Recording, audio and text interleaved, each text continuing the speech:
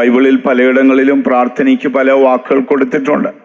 ചിലയിടത്ത് യാചനയെന്ന് കൊടുത്തിട്ടുണ്ട്. യാചന ഒരു വിധത്തിലും അർഹതയുള്ളവനല്ല, മറ്റൊരുവന്റെ ദയ തേടിയാണ് യാചിക്കുന്നത്. നമ്മളാരും യാചിക്കാൻ വന്നവരല്ല, നാം ദൈവത്തിന്റെ മക്കളാണ്. രണ്ടാമത്തേത് മധ്യസ്ഥതയാണ്. മോശ ഇസ്രായേലിന് വേണ്ടി ഇടിവിൽ നിന്നുള്ള മധ്യസ്ഥത. നമ്മളാരും ഇന്ന് രാത്രി മധ്യസ്ഥ ചെയ്യാൻ വന്നതല്ല, യുദ്ധകളത്തിൽ പോരാടി പ്രാർത്ഥിക്കാൻ ദൈവസന്നിധിയിൽ വന്നതാണ്. നല്ല അറിവ് നിങ്ങൾക്കുണ്ടാകണം. നിങ്ങളൊരു യാചകനെ പോലെ എന്തെങ്കിലും എനിക്ക് തരണമേ എന്ന് പറഞ്ഞ് ആരും ദയവായി ഇവിടെ ഇരുന്ന് പ്രാർത്ഥിക്കണ്ട. ആകയാൽ നമുക്കൊരിക്കലും ഒരു യാചകന്റെ ശബ്ദം ഇവിടെ കേൾക്കരുത്, പകരം ഒരു യോദ്ധാവിന്റെ ശബ്ദമേ ഉണ്ടാകാവൂ. യുദ്ധകളത്തിലാണ് നമ്മൾ നിൽക്കുന്നത്. നമ്മുടെ അന്തരാത്മാവ് എഴുന്നേറ്റ് നിൽക്കണം. ഞാൻ ചില തിരുവെഴുത്തുകൾ നിങ്ങളോട് പറയാം, അത് നിങ്ങളുടെ ഹൃദയത്തിൽ എഴുതി ചേർക്കണം. അതിനുശേഷം നമുക്ക് ആത്മാവിൽ പ്രാർത്ഥിക്കണം. നമ്മുടെ ആത്മാവ് പുറത്തിറങ്ങി വന്ന് സാത്താന്റെ സാമ്രാജ്യത്തിനെതിരെ പ്രാർത്ഥിക്കുന്ന ഒരു ശക്തി ഉണ്ടാകണം. അതാണ് യുദ്ധം. കർത്താവേ എനിക്കത് തരണേ, എനിക്കിത് തരണേ, അതൊക്കെ യാചകനാണ്. നിങ്ങളുടെ ആത്മാവ് ശരീരം വിട്ട് പുറത്തു വരും. നിങ്ങൾ നിങ്ങളുടെ ശത്രുവിനെ ആത്മാവിൽ ദർശിക്കും. അപ്പോൾ നിങ്ങളുടെ അധരങ്ങളിൽ നിന്ന് മൂർച്ചയുള്ള വാള് പുറപ്പെടും. ആ വചനത്തിന്റെ പേര് റോക്കിയോ എന്നാണ്. സമുദ്രത്തിൽ നിന്ന് കയറി വരുന്ന മൃഗം മരണകരമായി മുറിവേറ്റു. ആരാണ് അവനെ മുറിപ്പെടുത്തിയത്? 1-ാം നൂറ്റാണ്ട് തുടങ്ങി അഭിഷക്തരായ വിശുദ്ധന്മാരുടെ അധരത്തിൽ നിന്ന് പുറപ്പെട്ട ദൈവത്തിന്റെ വചനമാണ് സാത്താനെ മുറിപ്പെടുത്തിയത്. അവന് മരണം ഉണ്ടായിരുന്നെങ്കിൽ 1-ാം നൂറ്റാണ്ടിൽ തന്നെ അവൻ മരിച്ചുപോയന്. അവന് മരണമില്ല. ബൈബിൾ എഴുതിയിരിക്കുന്നു 5 പ്രാവശ്യം ഒരേ വാക്കുണ്ട്, മരണകരമായ മുറിവേറ്റു. ആരാണ് അവനെ മുറിപ്പെടുത്തിയത്? മറ്റു മൃഗം യുദ്ധം ചെയ്ത് മുറിപ്പെടുത്തിയതാണോ? അല്ല. അഭിഷക്തരായ വിശുദ്ധന്മാരുടെ അധരത്തിൽ നിന്ന് പുറപ്പെട്ട മൂർച്ചയുള്ള വാളുകൊണ്ട് മുറിവേറ്റവനാണ് സാത്താൻ. 1-2 ദൈവവചനം ഞാൻ നിങ്ങളോട് പറയാം. അത് നിങ്ങളുടെ ആത്മാവിൽ എഴുതി ചേർത്തുകൊണ്ട് വേണം. ഒന്ന്, യോവേൽ പ്രവചനം 2-ാം അധ്യായം അതിന്റെ 27-ാം വാക്യം. യോവേൽ പ്രവചനം 2-ാം അധ്യായം 27-ാം വാക്യം.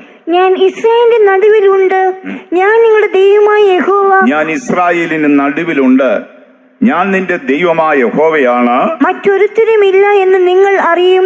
എന്റെ ജനം ഒരു നാളും ലജ്ജിച്ചു പോകുകയില്ല. എന്റെ ജനം ഒരു നാളും ലജ്ജിച്ചു പോകയില്ല. 2700ഓളം വർഷങ്ങൾക്ക് മുൻപ് ഇസ്രായേൽ ജീവിച്ച പ്രവാചകൻ പറയുന്നൊരു വാക്കാണ്. ഇതിൽ 2 ഭാഗമുണ്ട്. ഒന്ന്, ഇതൊരു പ്രവചനമാണ്. 2, ഇതൊരു വാഗ്ദത്തമാണ്. പഴയ നിയമ ഇസ്രായേലിന് ഇതൊരു പ്രവചനമാണ്.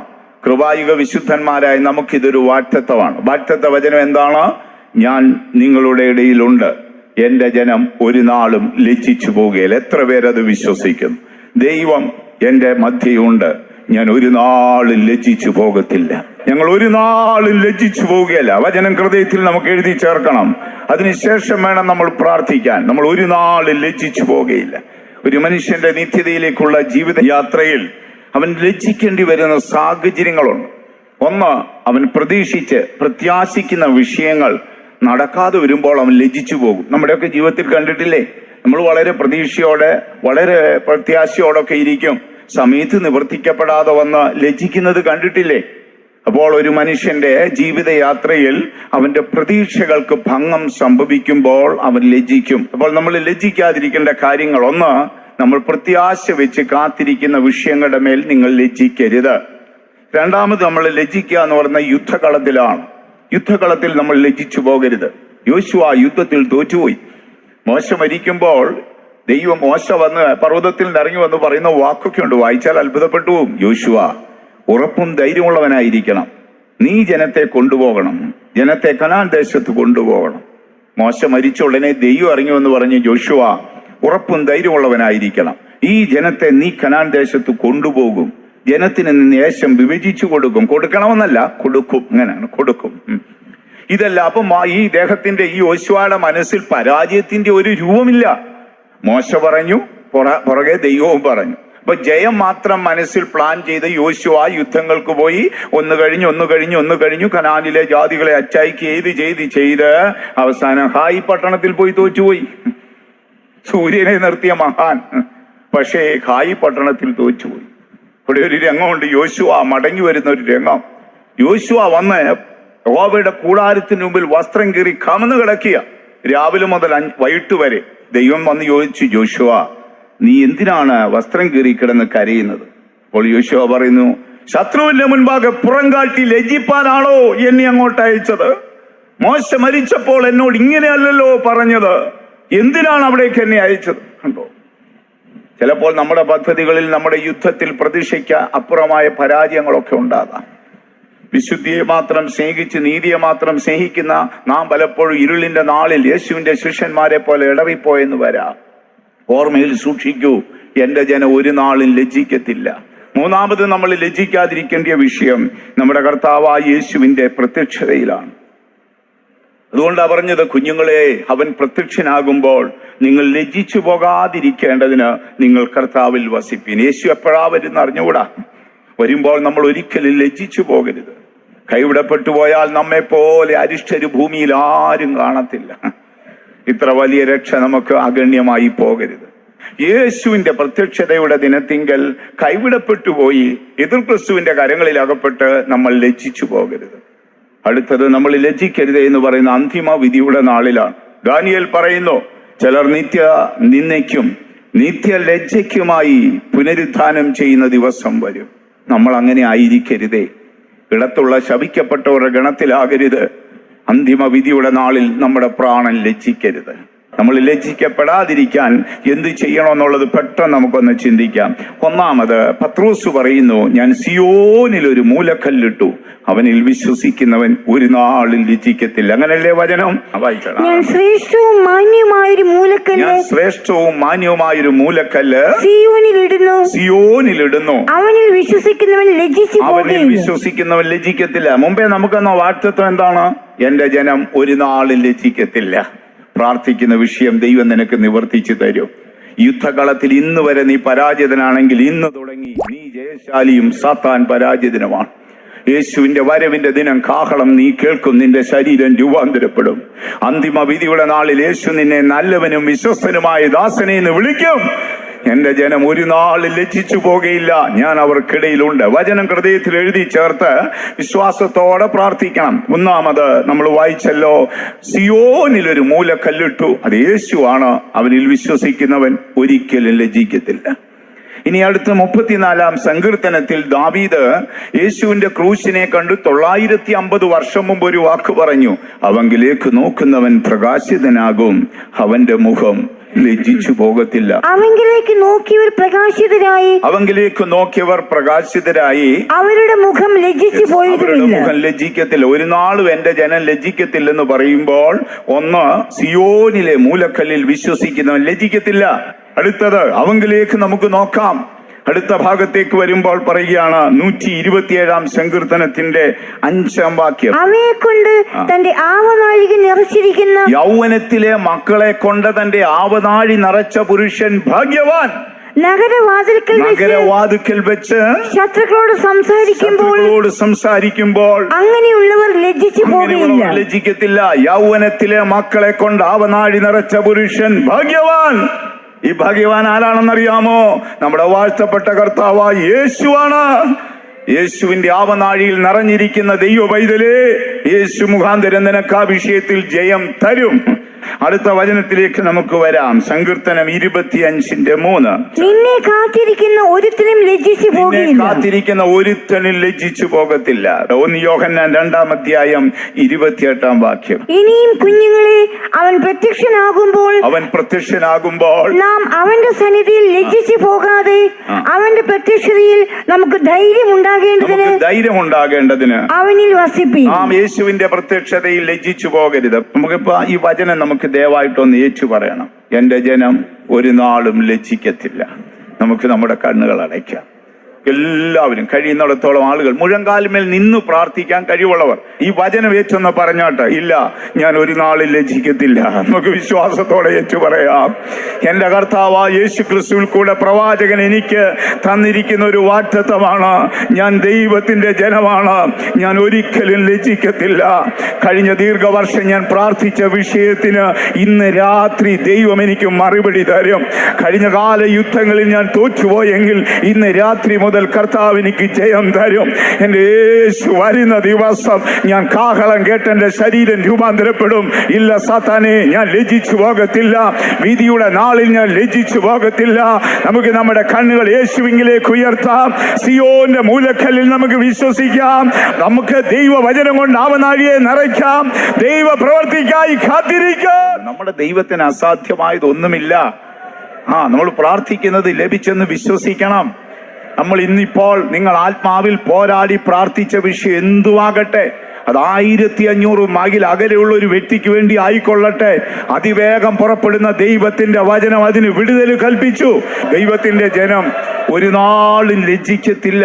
വചനം ഹൃദയം കൊണ്ട് വിശ്വസിക്കണം. പ്രാർത്ഥിക്കുമ്പോൾ വചനം ഏറ്റു പറയണം. കഴിഞ്ഞ കാല ജീവിതം നീ നോക്കിയാൽ 100% പരാജയങ്ങൾ മാത്രമായിരിക്കും. ചിലരൊക്കെ പറയത്തില്ലേ ജീവിതത്തിൽ മൊത്തം പരാജയമാണ്. നിങ്ങൾ സമാഗമന കൂടാരത്തിൽ പോയി നോക്കൂ. അതിന്റെ പ്രാകാരത്തിൽ ഒരു യാഗപീഠം ഇരിക്കുന്ന കണ്ടില്ലേ? പാപയാഗ മൃഗത്തിന്റെ മാംസം ചുട്ടെരിയുന്ന സ്ഥലമാണ്. പച്ചമാംസം ചുട്ടെരിയുന്ന യാഗപീഠത്തിൽ എന്നെങ്കിലും ഒരു നാൾ ദുർഗന്ധം ഉണ്ടായിട്ടുണ്ടോ? പ്രാകാരത്തിലെ പച്ചമാംസം കത്തിയെരിയുന്ന യാഗപീഠത്തിൽ ദുർഗന്ധമുള്ളതായിട്ട് നമ്മുടെ ബൈബിളിൽ എങ്ങും എഴുതിയിട്ടില്ല. പക്ഷെ ആ പച്ചമാംസം കത്തുമ്പോൾ ദുർഗന്ധം ഉണ്ട്. എന്നാൽ ആ ദുർഗന്ധം പുറത്തു വരാത്തതിന്റെ രഹസ്യം എന്തെന്നറിയാമോ? ആ തിരശ്ശീലയ്ക്കപ്പുറം നിത്യം പുകയുന്നൊരു ധൂപപീഠം ഇരിപ്പുണ്ട്. അതാണ് നിത്യം പുകയാണ്. യാഗപീഠത്തിൽ വല്ലപ്പോഴും മാത്രം ഒരു മൃഗം കത്തുന്നെങ്കിൽ ധൂപപീഠത്തിൽ 365 ദിവസവും സുഗന്ധം വീണ് അത് പുകഞ്ഞുകൊണ്ടേ ഇരിക്കുകയാണ്. ഒരുപക്ഷെ നീ തിരിഞ്ഞു നോക്കുമ്പോൾ പ്രാകാരത്തിലെ യാഗപീഠത്തിന്റെ ദുർഗന്ധ നിമിത്തം നീ അരിഷ്ടനെന്ന് പറയാം. ദൈവം നോക്കിയപ്പോൾ അതിനപ്പുറം സുഗന്ധം വീശുന്ന ഒരു ധൂപപീഠം നിന്നിലുണ്ട്. അതുകൊണ്ടാണ് നീ ഇന്നുവരെ വിശുദ്ധന്മാരുടെ ഗണത്തിൽ നിന്നത്. നീ അറിയാത്ത പല മഹിമകളും ദൈവം നിന്നിൽ കണ്ടിട്ടുണ്ട്. വാഗ്ദത്തം ചെയ്ത ദൈവം വിശ്വസ്തൻ. നമ്മളൊരു നാളിൽ ലജ്ജിച്ചു പോകാൻ അവൻ അനുവദിക്കത്തില്ല.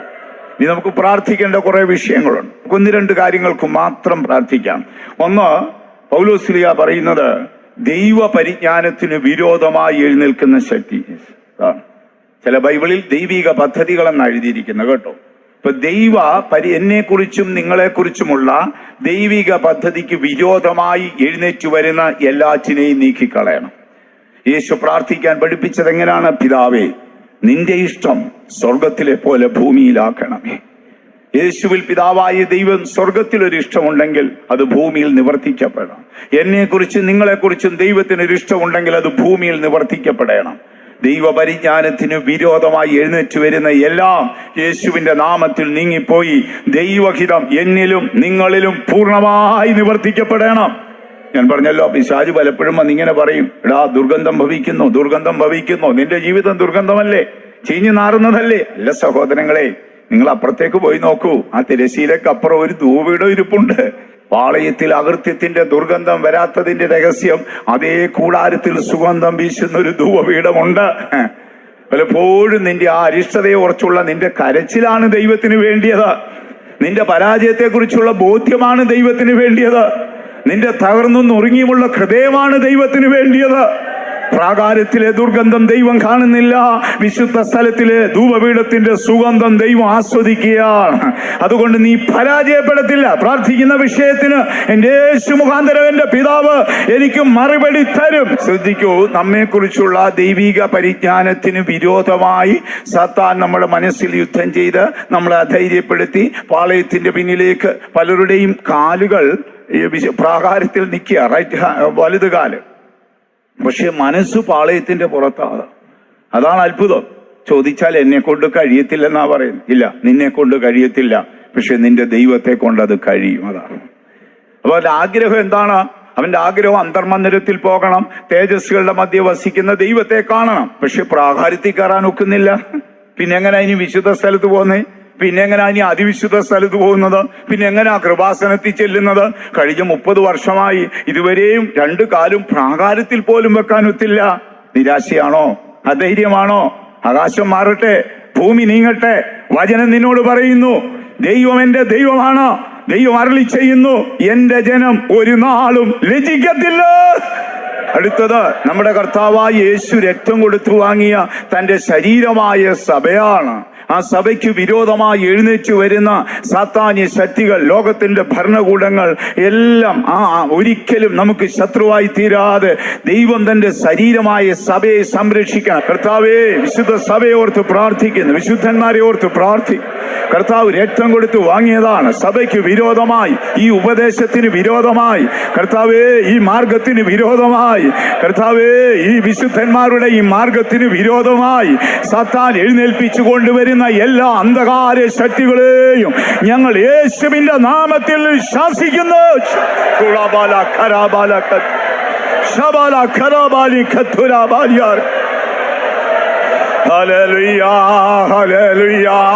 കർത്താവേ, അവിടുന്ന് അങ്ങനെ ചെയ്യണം. വിശുദ്ധന്മാർക്ക് നേരെ, സഭയ്ക്ക് വിരോധമായി എഴുന്നേറ്റ് വരുന്ന സാത്താന്റെ തന്ത്രങ്ങൾ യേശുവിന്റെ നാമത്തിൽ ഞങ്ങൾ ശാസിക്കുന്നു. കർത്താവ് അങ്ങനെ ചെയ്യും. തിരുക്കരത്തിൽ ഏൽപ്പിക്കുന്നു യേശുവിന്റെ നാമത്തിൽ തന്നെ. അടുത്തതായിട്ട് കർത്താവിന്റെ അഭിഷക്തന്മാരായ വിശുദ്ധന്മാർ. നമ്മുടെ വേലയിൽ വേല വളരെയധികം ഉണ്ട്, വേലക്കാർ ചുരുക്കം. അവർ യുദ്ധകളത്തിൽ വന്നെത്തുമ്പോൾ തന്നെ രോഗികളായി തീരുന്നു. സാത്താൻ രാപ്പകൽ അവരോട് യുദ്ധം ചെയ്യുന്നു. പൗലോസ് തന്റെ ഒരു സഹപ്രവർത്തകനെ കുറിച്ചൊരു വാക്കെഴുതി, കർത്താവായ ദൈവത്തിന്റെ വേല നിമിത്തമല്ലോ, അങ്ങനെ വേല നിമിത്തമല്ലോ അവൻ മരണത്തോളമായി പോയി, ഇങ്ങനെ എങ്കിലും എന്നോടും അവനോടും കരുണ തോന്നി ദുഃഖത്തിന്റെ മേൽ ദുഃഖം വരാതിരുപ്പാൻ ദൈവം അവനെ സൗഖ്യമാക്കി.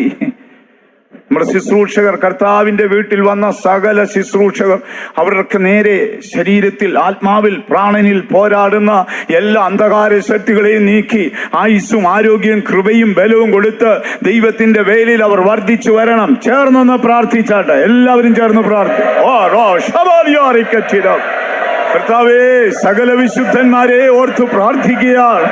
ദൈവത്തിന്റെ വീട്ടിൽ വന്ന സകല വിശുദ്ധന്മാരെ ഓർത്ത് പ്രാർത്ഥിക്കുകയാണ്.